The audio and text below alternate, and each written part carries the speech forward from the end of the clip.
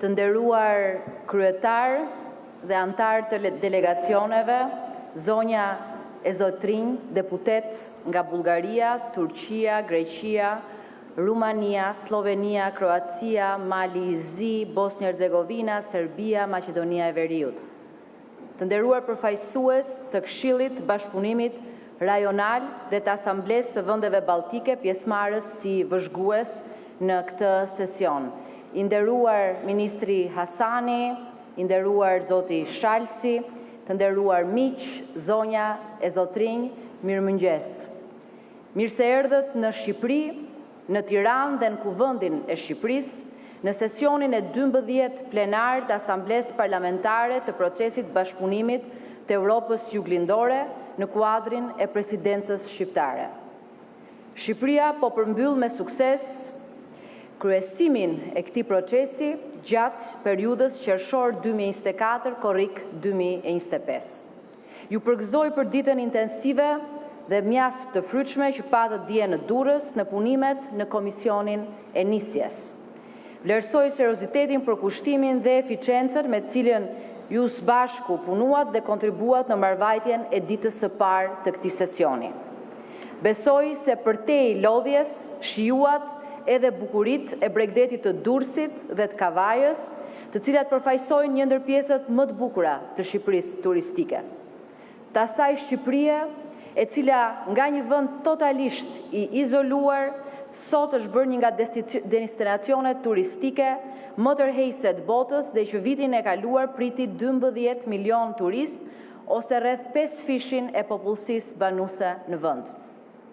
Kuvendi i Shqipërisë ju mirëpret për të bashkëpunuar, ndërsa Shqipëria ju mikpret edhe si turist për të shijuar bukuritë e natyrës, bujarinë dhe vlerat e spikatura njerëzore të shqiptarëve.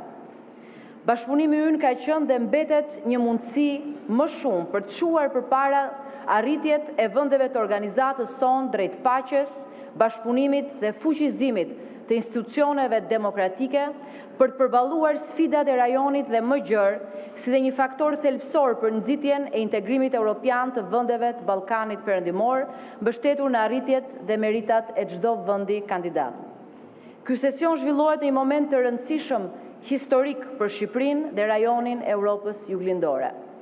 Në 16 maj u mbajt në Tiranë samiti i 6 i Komunitetit Politik Evropian me temë Një Europë e re në një botë të re, unitet, bashkëpunim, veprim i përbashkët.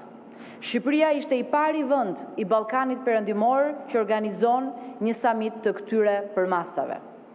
Në kuadrin e temave që u diskutuan në samit, siguria e stabiliteti demokratik, konkurrueshmëria dhe siguria ekonomike, migracioni, mobiliteti dhe fuqizimi i të rinjve, lidershipi evropian në një botë të re, u prekën edhe mjaft çështje që lidhen me objektivat e procesit të bashkëpunimit të Europës Juglindore dhe Presidencës Shqiptare 2024-2025, të kësaj nisme, motoja e së cilës është të formsojmë të ardhmen tonë europiane.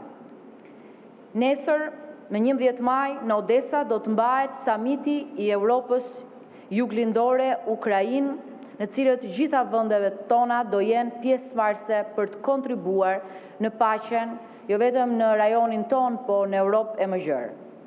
Shqipëria po ecën me hapa të shpejtë e të vendosur drejt antarësimit në Bashkimin Evropian dhe konsolidimit të vlerave tona thelbësore europiane, respektimin e të drejtave të njeriut, përfshirë të drejtat e pakicave, modernizimin e sistemit politik dhe fuqizimin e institucioneve demokratike, sundimin e ligjit, zhvillimin e ekonomisë dhe rritjen e mirëqenies për njerëzit tanë.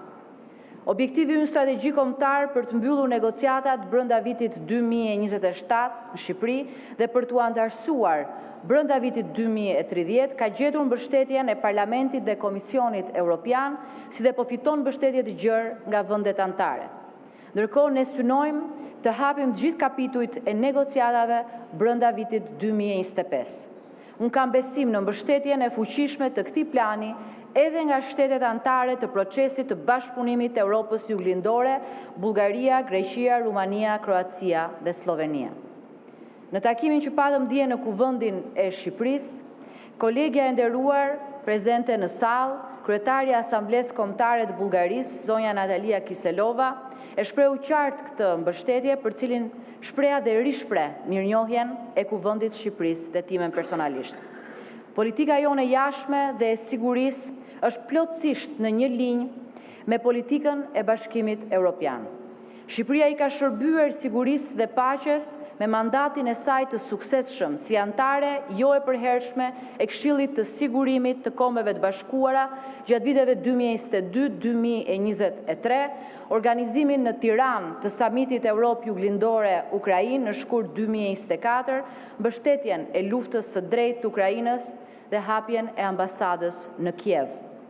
Përshpejtimi i ritmeve të integrimit evropian nga Shqipëria është njëkohësisht një stimul edhe për vendet e tjera të rajonit, sepse ne e konsiderojmë procesin e bashkëpunimit të Europës Juglindore si një mekanizëm të fuqishëm, jo vetëm që synon të forcojë marrëdhëniet e fshinësisë së mirë, por edhe të promovojë dialogun dhe të nxjisë bashkëpunimin në nivel konkret dhe të forcojë besimin ndërmjet shteteve pjesëmarrëse, por edhe si një mundësi për të bashkërenduar përpjekjet në procesin e integrimit evropian dhe euroatlantik të vendeve tona. Mbështetja nga vendet e Europës Juglindore e këtij procesi të Ballkanit Perëndimor është më shumë se një akt solidariteti. Është një kontribut i shtuar në mënyrë që Shqipëria, Serbia, Kosova, Bosnjë-Hercegovina, Mali i Zi, Maqedonia e Veriut dhe vendet e tjera të Europës Juglindore të bëhen sa më shpejt, jo thjesht antar, por edhe vlera të shtuara të familjes europiane. Antarësimi në Bashkimin Evropian i vendeve tona do të shërbejë si një burim për energjizimin e Evropës për ta bërë atë më të madhe, më të fortë, më kohezive. Të nderuar miq, Presidenca shqiptare e procesit bashkëpunimit të Europës Juglindore kontriboi në intensifikimin e bashkëpunimit rajonal, duke përfshirë përveç procesit integrimit evropian edhe prioritetet e tjera të bashkëveprimit. Garantimin e sigurisë, rritjen ekonomike, bashkëpunimin në fushën e shërbimeve publike jetësore me fokus të veçantë shërbimin shëndetësor në fushën e turizmit, kulturës tjerë. Jo rastësisht e lash për në fund konektivitetin, si një prioritet i bashkëpunimit ton, cila përbën edhe temën kryesore të këtij sesioni. Për t'ilustruar rëndësinë e këtij aspekti të bashkëpunimit ton, më lejoni të sjell në vëmendjen tuaj një përvojë nga konferenca e 19 e kryeparlamentarëve të vendeve anëtare të nismës Adriatiko-Joniane, e cila u mbajt në Janin në 23 maj. Më bëri përshtypje rrugtimi i gjatë që kishin bërë disa prej pjesëmarrësve në atë konferencë, i cili në disa raste kishte zgjatur 2 ditë. 2 ditë për të përshkruar një rrugë prej vetëm pak qindra kilometrash është e pabesueshme, por e vërtet. Jam e bindur që edhe mjaft prej jush për të shkuar në kryeqytetet e miqve që janë në këtë sallë, i duhet shumë kohë. Ndoshta si me rrugë ajrore, ashtu edhe me rrugë toksore apo me mjete tjera. Kryeqytetet e vendeve të rajonit të Europës Juglindore janë disi dobët të lidhura me njëra tjetrën në rrugë ajrore, edhe rrugë rrugore dhe në infrastrukturë. Edhe për linjat hekurudhore, mund themi që kemi pak a shumë të njëjtën situatë. Për të udhëtuar me avion mes kryeqyteteve të disa vendeve tona, ne duhet kalojmë tranzit përmes disa kryeqyteteve të vendeve të Bashkimit Evropian, duke shpenzuar shumë fish, kosto dhe kohë. Por nuk janë vetëm kostot dhe koha. Kjo është dhe një pengesë që ndihet në rrugën e bashkëpunimit ekonomik dhe të lidhjes së tregjeve të vendeve tona.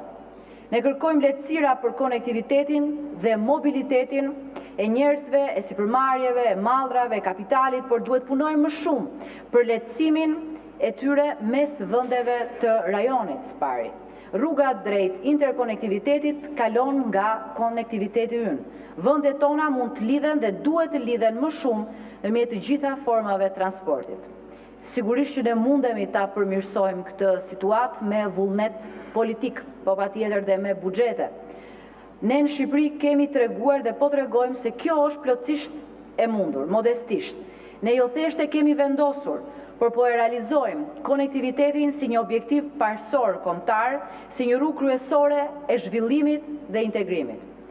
Dhe kemi shënuar disa arritje të rëndësishme. Aeroporti ndërkombëtar i Tiranës vendosi gjatë vitit që kaloi një rekord historik dhe u bë aeroporti me rritjen më të shpejt në Europë që nga pandemia, me një rritje prej 225% krahasuar me 2019. Sa i takon fluturimeve. Së shpejti fillon nga puna aeroporti i Vlorës, i cili do t'i jap një stimul të ri zhvillimit dhe turizmit. Po kështu projektet tona për lidhjen me linjë hekurudhore me Prishtinën janë një investim që ndihmon edhe konektivitetin me vendet e rajonit. Korridori 8 do të jetë gjithashtu një kontribut madhor, jo vetëm për lidhjen, por edhe për zhvillimin, sigurinë dhe integrimin e vendeve tona. Prandaj unë jam shumë optimiste dhe mendoj se strategjinë për Europën juglindore, procesin e Berlinit, planin e rritjes së Bashkimit Evropian për Ballkanin Perëndimor, agjendën e gjelbër për Ballkanin Perëndimor, tregun e përbashkët rajonal dhe oportunitete e platforma tjera bashkëpunimi le t'i shfrytëzojmë si mundësi për të nxitur kooperimin ndërkufitar, zhvillimin ekonomik dhe tregtinë, lehtësimin e telekomunikimit, të lëvizjes së njerëzve, të mallrave, të shërbimeve, të kapitaleve, për të ndërtuar infrastrukturën lidhëse, kombëtare dhe rajonale, për të arritur në atë shkallë ndërlidhje, konvergjencë ekonomike dhe bashkëpunimi gjithëpërfshirës për ta bërë rajonin ton realisht më të zhvilluar, më të mirëqen, më të sigurt. Ju uroj punë të mbarë në këtë sesion dhe shpresoj që të keni kohë të shijoni edhe bukuritë e Tiranës. Faleminderit shumë, suksese.